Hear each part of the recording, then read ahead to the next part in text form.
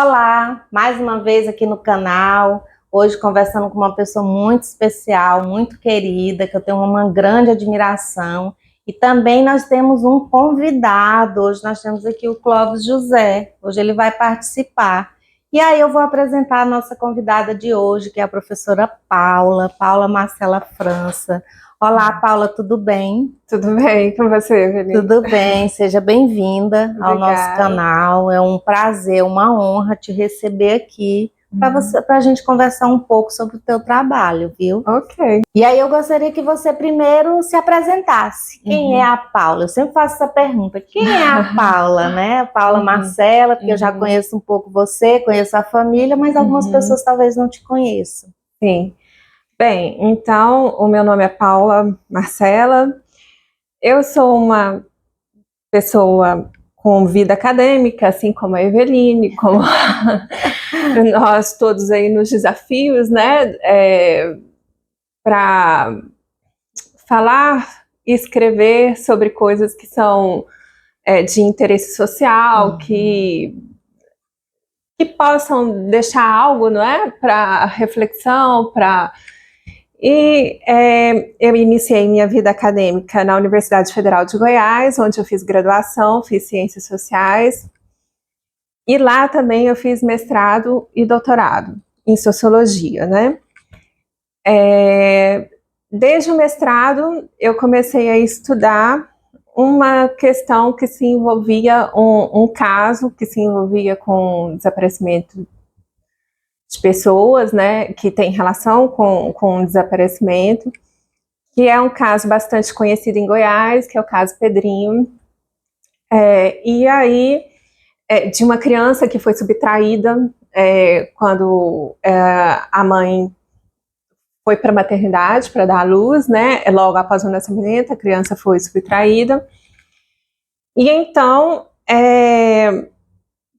tentando aprimorar esse estudo e sempre, ainda hoje, nesse sentido, né, de trazer alguma reflexão que seja interessante para as movimentações atuais que tem em torno do desaparecimento de pessoas, eu continuei com os estudos relacionados aos desaparecimentos no doutorado. Então, daí que surgiu a questão da sua tese, que você transformou num livro. Exatamente. Um e-book, né? Isso. E o tema é Denúncia do Desaparecimento de Pessoas, Objetivação Social e Modulações Sociais.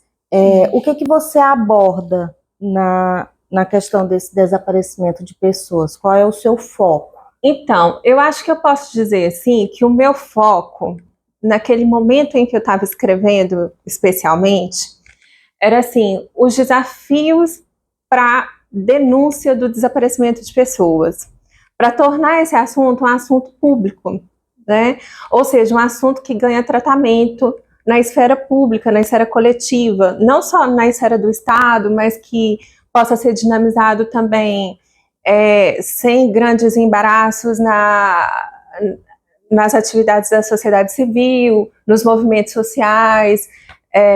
Eu acho que eu posso dizer que é por aí, né? Eu tive uma sugestão da minha orientadora para ler um livro. A minha orientadora, ela teve uma formação na UFRJ e ela ela teve contato com uma parte da sociologia que se chama sociologia pragmática. E essa parte da sociologia, ela observa essa questão da denúncia, né? E a gente sabe as dificuldades que as mães e familiares de desaparecidos têm para dinamizar buscas e localizações, né? E foi nesse sentido que eu dinamizei a minha tese, né? A minha pesquisa. Então, só explicando, voltando aqui, talvez algumas pessoas não entendam, que nós não estamos com um livro físico aqui em mãos, né, Paula? Porque é um e-book que a gente vai disponibilizar o link aqui para quem quiser ler, para quem tiver interesse, mas eu já adianto, é uma temática assim muito relevante, muito interessante, que eu li.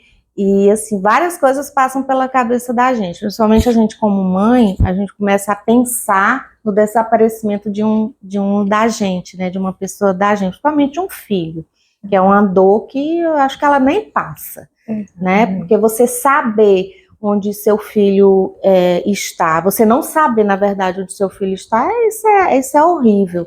E aí você fala muito isso, você foca nessa questão do protagonismo das mães e a persistência delas, né? Inclusive dos pais do Pedrinho. O Pedrinho é um caso que a gente vai até colocar um link aqui para as pessoas relembrarem. Quem é mais velho vai lembrar um pouquinho desse caso, teve uma repercussão social muito grande, e você fala isso, né, no seu livro, sobre a busca que esses pais fizeram, toda uma investigação para encontrar o filho, né, e aí você fala desse caso e da luta dessas mães para poder, dessa persistência delas. Então fala um pouquinho disso para nós. Então, exatamente. Olha só, você tem pessoas que não são militantes, ou seja, pessoas que não são, que não estão envolvidas com questões públicas, que são mães, e que de repente, por conta de uma questão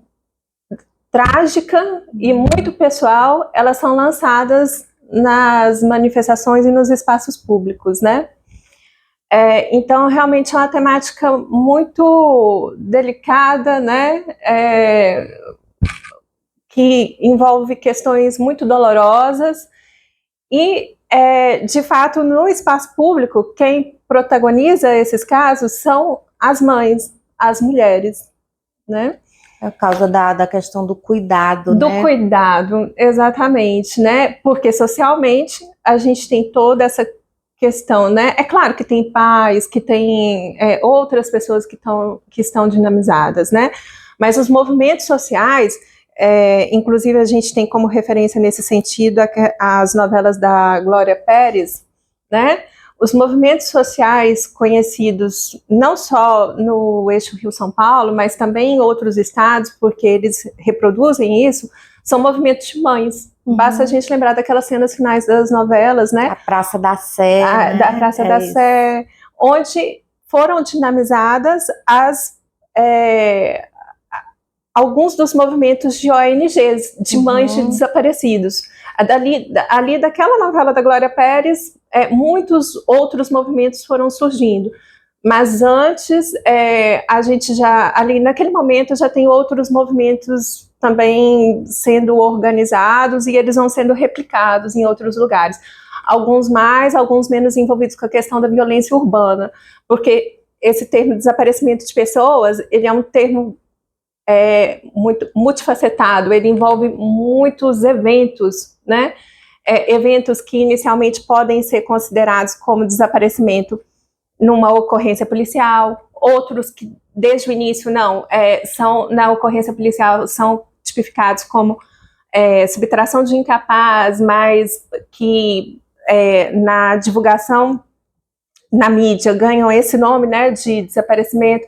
Então são eventos muito diversos, né? E você fala, teve um caso uma mãe, a Graça, em Goiás, que o filho dela desapareceu, mas num evento policial. Né? E eu até li que você disse que ela mostra tudo, você tirou fotos, ela liberou muitas coisas das documentações que ela tem, né, do material que ela tem em busca do filho.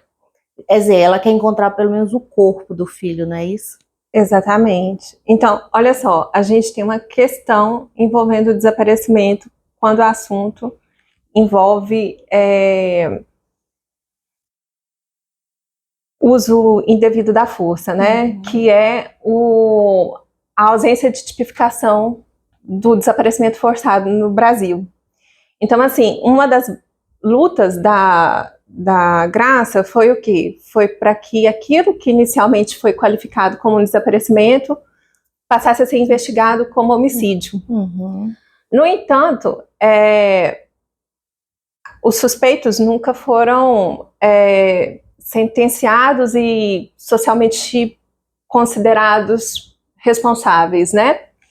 Então, assim, essa é uma grande luta das mães que têm filhos vitimados por violência policial ou por ação de grupos de extermínio, ação do tráfico. É o quê? é a dificuldade de justiça e de condenação dos culpados, né? Então, essa já é uma das facetas, né, do desaparecimento de pessoas. Então, Paula, então nós temos, por exemplo, o caso do Pedrinho, né? Os pais, servidores públicos, mas que eu li lá no teu livro, né? Mas que não têm uma vida pública. Então, eles, por conta própria, começaram a investigação e foram para a imprensa, começaram a buscar mecanismos para investigar o desaparecimento do filho. Como que é essa questão aí? O que nós temos hoje no Brasil sobre isso? Sim. Então, essa investigação do que eu chamo de denúncia passa, essa investigação no sentido que eu estou falando, investigação científica, né, da denúncia dos familiares, passa por isso, né, pela ausência de mecanismos, né. Então, famílias como a família do Pedrinho, que a gente conhece, né, que a gente conheceu durante a década de 80, 90, 1980, 1990, a família divulgando o caso, né? Elas, embora não tivessem essa experiência de participação em espaço público, elas tinham algum capital simbólico, algum capital no sentido, eram funcionários públicos, eram pessoas que tinham alguma habilidade para fala na TV, a mãe do Pedrinho publicou livros tentando divulgar o caso. Então, o que essas pessoas fazem? Elas mobilizam os recursos que elas têm para gerar mobilização social em torno das buscas, né? E ainda assim, olha o que aconteceu. Foram 16 anos sem notícias do Pedrinho. Só depois de 16 anos que eles reencontraram o garoto, né? Então, atualmente, o que a gente tem? A gente tem todo um esforço de implementação de uma política nacional de busca e localização de pessoas desaparecidas. E uma política que ela se replica nos estados, né, que também tentam adotar essa política. É um desafio. Então, assim, a gente ainda tem dificuldades, os agentes públicos não sabem ainda muito bem como lidar com a questão, ainda está sendo preciso formar, por exemplo, a polícia, que é o principal órgão de investigação, e que tem mecanismos de buscas que nem sempre estão bem adaptados à busca de desaparecidos, e criar também legislação e outros dispositivos que ajudem a implementar a localização de todos esses casos de desaparecimentos. Por quê? Porque em alguns casos, por exemplo, como esse do desaparecimento forçado, a gente sabe que é preciso de uma tipificação, mas também a ação da justiça, né, no sentido de reconhecer os homicídios, né, de punir os responsáveis, e então é todo um desafio, né? São muitas é um fenômeno bem multifacetado que requer ações concatenadas de vários agentes públicos e agências públicas e privadas e em várias esferas, né? E você coloca lá no seu livro que você enfrentou muita dificuldade, né, na pesquisa, em busca de material nas delegacias, né, delegacia de homicídios, tudo, até por conta dos agentes, talvez porque eles realmente não sabem, não têm uma política que possa viabilizar toda essa investigação, eles não têm algo bem concreto para poder seguir em frente. E talvez isso dificulta, né, muito o trabalho dos agentes. Então, quais foram as maiores dificuldades que você encontrou? Tanto que você fala que foi para o estudo de caso, para facilitar. Isso. Então, as dificuldades são as seguintes. No início, a minha intenção era observar o trabalho policial relacionado à localização, busca e localização de desaparecidos. Era essa a minha intenção, né, inicial. Mas, infelizmente, como eu disse, os mecanismos de busca e localização, inclusive dentro das delegacias, eles estão sendo implementados. O que acontece? Qual que é o modelo que a gente tem de registro de ocorrência policial? É um modelo de registro que tem o horário do evento criminal, geralmente, e eventos a gente chama a materialidade do crime, né? E possíveis responsáveis. E você tem um evento ali, agora os termos sumiram aqui, mas assim, autoria, né? Aí você tem questões de autoria e de materialidade. A gente está diante de um evento que não é um evento a priori criminal. É um desaparecimento. Isso não quer dizer que todas as ocorrências, elas não tenham elementos criminais. As ocorrências que chegam lá e estão registradas como desaparecimentos. Algumas, quando eu ainda cheguei a fazer essa pesquisa e observar isso na delegacia, algumas ocorrências, elas têm sim elementos criminais. Acontece que nem todas têm. Então, é preciso que o registro das ocorrências, nesses casos, eles tenham, assim, elementos como a cor do desaparecido, características físicas, elementos que, às vezes, uma foto, elementos que não estavam constando quase sempre não constam nos registros. Então, assim, hoje tem toda uma movimentação do Ministério Público no sentido de, inclusive aqui no estado do Tocantins, para formar os agentes policiais e para que eles se atentem a esses elementos que podem facilitar uma busca, há tentativas também de dinamizar alertas de desaparecimento, ou seja, usar redes sociais, telefones para divulgar um desaparecido, porque é uma busca diferenciada, não é uma ocorrência típica de policial, né?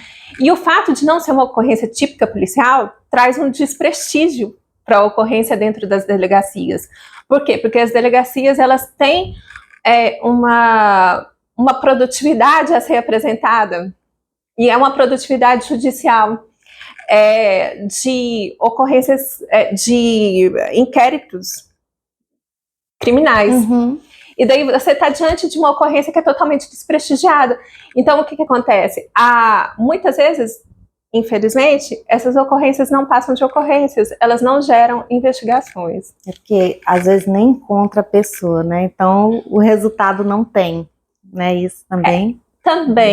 Também. E, às vezes, faltam mecanismos para busca num caso tão particular, assim, né, vamos dizer, né? Aí os casos que vão ser investigados costumam ser casos como esse do Pedrinho, onde tem uma grande mobilização na televisão. No caso, o Pedrinho foi numa época que a televisão estava muito forte ainda, né?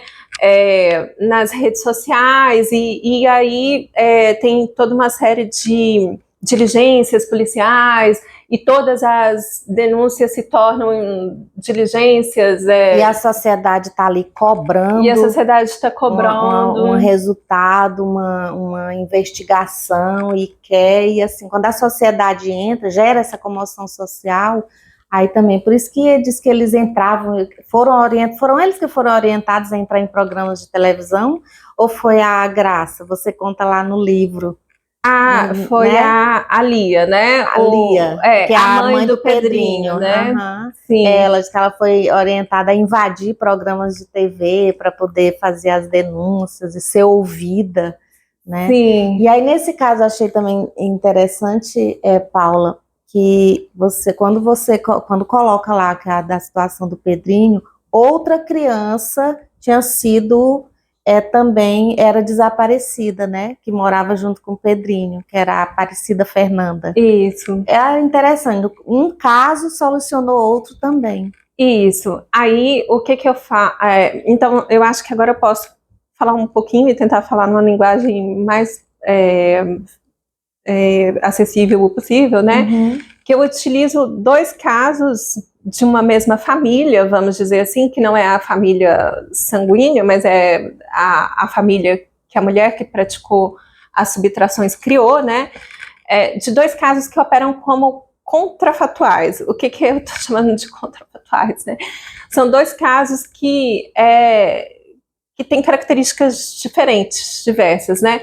Então, em um caso, durante os longos anos de desaparecimento, as buscas e diligências, elas foram inúmeras. Então, eu entrei em contato com os autos dos processos e judiciais, e o caso Pedrinho são volumes e volumes de diligências, justamente por isso, porque a gente estava falando, a família mobilizou o capital social que tinha para gerar comoção, para gerar investigação, né, dos órgãos responsáveis. E a família da Aparecida Fernanda, antes, deixa eu voltar um pouquinho aqui, né, para que quem esteja ouvindo entenda, é o seguinte, foram 2 crianças subtraídas por uma mesma mulher, uma em 1979 e outra em 1986, isso, né, e ambas as famílias biológicas ficaram em busca dessas crianças que tinham sido subtraídas ainda no hospital. Uma das famílias, que é essa família do Pedrinho, ela vai ter uma grande mobilização, embora essa mobilização não seja suficiente para o reencontro do garoto. A outra família não vai ter o mesmo apoio social. E prova disso são os autos do processo. Que não tem volume, não tem muita coisa. Chegou um momento que a polícia ela trabalha com um tipo de linha de suspeição que é assim, ela também passa por questões familiares que podem ter desencadeado o desaparecimento. E não que essa linha investigativa deva ser descartada, não, ela é muito importante, mas nesses casos ela se mostrou insuficiente, né? Uhum. Não era nenhum desentendimento familiar que tinha desencadeado a subtração. Então foi esse caso aí que eu vi lá, que diz que parece que o pai tinha deixado a mãe sozinha na criação do filho, uma coisa assim. Então é esse caso aí, né, da mãe, dos pais da Aparecida Fernanda. Que queriam colocar como se o pai fosse o responsável pelo desaparecimento. Exatamente. Chegou um momento em que não a polícia, mas um advogado porque eles foram recorrer na esfera civil, né, para responsabilizar de algum modo a maternidade. E aí o advogado de defesa da maternidade começou a utilizar elementos do inquérito para culpabilizar o próprio pai da garota e falar que possivelmente quem tinha subtraído a criança era uma amante dele, né? Meu Deus. Então, assim, ele foi responsabilizado, né, e foi penalizado, né, vamos dizer, né, pelo desaparecimento da própria filha, né? Em todos os sentidos, né, essa penalização em todos os sentidos, porque olha o sofrimento que esse pai passou, ele estava sofrendo também com a perda da filha e foi responsabilizado por isso. Por isso que precisa realmente muitas políticas públicas, muita investigação para que a família não seja responsável. Exatamente. Então, assim, é preciso uma formação da polícia, né? Porque para que as linhas investigativas, nesse caso, elas estejam mais adequadas à ocorrência, né? Olha, o que a gente percebe é que muitas vezes as hipóteses policiais, elas ficam em torno dessa questão das dinâmicas familiares. E em muitos casos isso não é suficiente, né? Então, é uma ocorrência bem complexa, um caso para ser tratado com cuidado e com o cuidado que as famílias merecem, né? E não é que não seja, claro que tem, seguir todas as linhas, porque no momento ninguém sabe de nada que foi que aconteceu. Então tem que ser tudo investigado, mas assim, tem que ter delicadeza nisso aí. E como você fala mesmo, nossa, tem que trabalhar, tem que formar mesmo o agente público para que ele possa fazer um trabalho que não deixe mais traumas e que não traga mais sequelas para a família. Exatamente. Isso acontece muito também no caso dos desaparecimentos forçados, né? Quando as famílias começam a ser culpabilizadas, né? E a pessoa que é vítima, ela começa a ser criminalizada e percebida como menos digna de localização, de reparação, de justiça, né? Então, são aqueles casos, né, em que durante os processos, por exemplo, as audiências em que as mães estão tentando a responsabilização das pessoas, dos suspeitos, então, naquele processo ali discursivo, os filhos delas começam a ser apontados como criminosos. Quando o que está sendo posto em questão ali é outra coisa, né? É outro crime, né? E o filho dela está numa condição que de vítima, né? Talvez não está nem aqui, assim, não está nem aí para se defender, né? Porque ou está morto ou desaparecido. Nossa, eu fico assim pensando, Paulo, é uma dor muito grande. Você não saber, já até falei no início, onde seu filho está.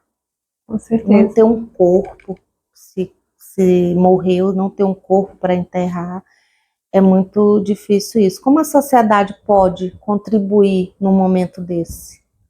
Assim, de acordo com a tua pesquisa, o que você viu que a sociedade pode contribuir? Então, eu acho que hoje um grande desafio da gente é implementar a política de busca e localização de pessoas desaparecidas, né? Eu acho que esse é o principal desafio, né?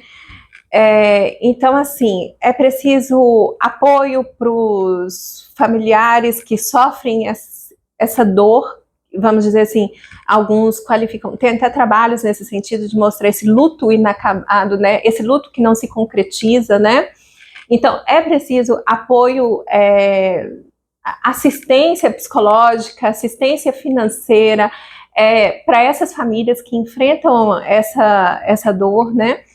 É preciso dinamizar mecanismos de busca, é preciso dinamizar também a responsabilização naqueles casos em que há elementos criminais, né?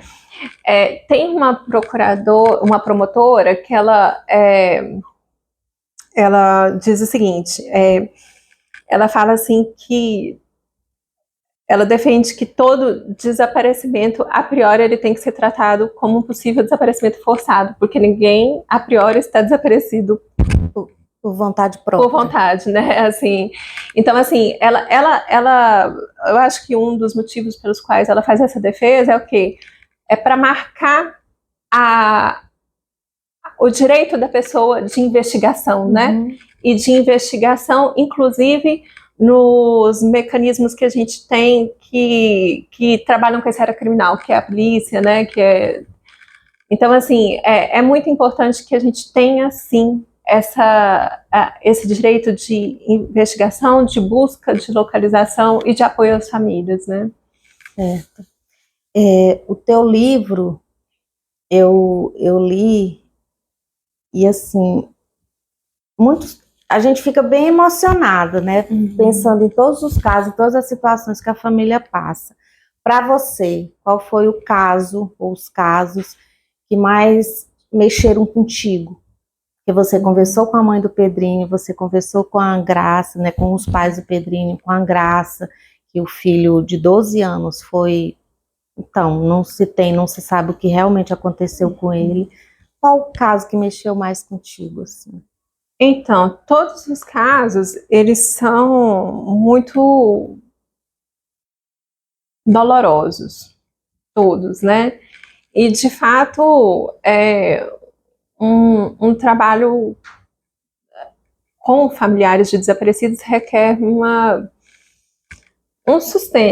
sustentação, né? Assim, a gente, mais assim, Eu acho que atualmente o caso que mais mexe comigo é o da Graça, porque ele não teve um desfecho, né? A Lia, ela reencontrou o Pedro e agora os desafios dela são outros, né? Na verdade, ela reencontrou ele em 2002, então já tem um tempo que eles estão convivendo um com o outro. Ele teve filhos, então ela tem contato com os netos, né? É claro que ela tem desafios, foram 16 anos, né? Distante do filho. Mas teve um desfecho, teve uma resposta, né? E o caso da Graça, que é um caso onde permanece para a Graça a incerteza sobre o filho, se ele está vivo ou se ele está morto, a vontade de enterrar, né? Quais foram as circunstâncias, né? Quais foram as que ele sofreu, né? Ela tem esperança de que ele esteja vivo, né? Então, e eu acho que é isso mesmo, né? E é isso, né? Eu acho que esses casos que permanecem sem respostas, né? Eles são os mais dolorosos, né? Paula, é muito bom o teu trabalho. Eu espero que você continue. Deve ter outras, porque quando a gente faz uma pesquisa assim, já vai pensando em outras facetas para o trabalho. Surgem vários outros temas que merecem ser estudados, pesquisados. Então, que você continue, porque é um trabalho que ajuda a sociedade, ajuda a gente como pessoa comum, entender algumas coisas e contribuir quando assim é possível. Porque às vezes a gente vê uma chamada de alguém, a gente numa rede social e passa, né? E o momento ali era de fazer essa divulgação. Então, parabéns pelo teu trabalho, a gente vai deixar o link do teu material. E espero, se um dia for possível, que você publique mesmo, né? Para a gente ter eu sou do físico também, né? Mas que você publique para deixar um registro físico também do seu trabalho. E agora você fica à vontade para falar alguma coisa ou deixar algum recado, enfim, que você quiser para que dê mais ainda valor ao seu trabalho. Ou um recadinho só. Fica à vontade. Eu agradeço, Eveline, por poder participar, falar sobre essa temática, né? Como acadêmica, eu entendo que eu sou uma pessoa que estou aprendendo, né? E é esse o e-book que está aí disponível, né? De um processo de aprendizagem, né? E como uma pessoa que tem também uma participação política na sociedade, porque todos nós temos, né? Eu entendo que o livro, ele é um aprendizado muito grande para mim, né? E que ele faz a gente caminhar para essas questões, como você estava dizendo, práticas, né? O que é preciso mudar nesse sentido, né? A minha preocupação, ela era muito sociológica, ela era muito filosófica, assim, inicialmente, no sentido, assim, de entender uma demanda que não tinha espaço, né, na esfera pública, né, enquanto política pública, mas a gente ganha atualmente bastante nessa discussão da implementação mesmo dos mecanismos sociais de apoio para essas famílias, né? Então eu acho que nesse sentido é que essa discussão faz com que todos nós tenhamos algum ganho, né? Muito bom. O livro da Paula, ele pode ser usado, assim, pelo menos com a leitura eu vejo isso, né? Como já um meio para você estudar esses casos, para que as pessoas, que a sociedade, para que o Estado já possa também ter um caminho, um norte, né? E são outros casos que tem também no livro, a gente só citou aqui o caso do Pedrinho, da Aparecida Fernanda e da Graça, né?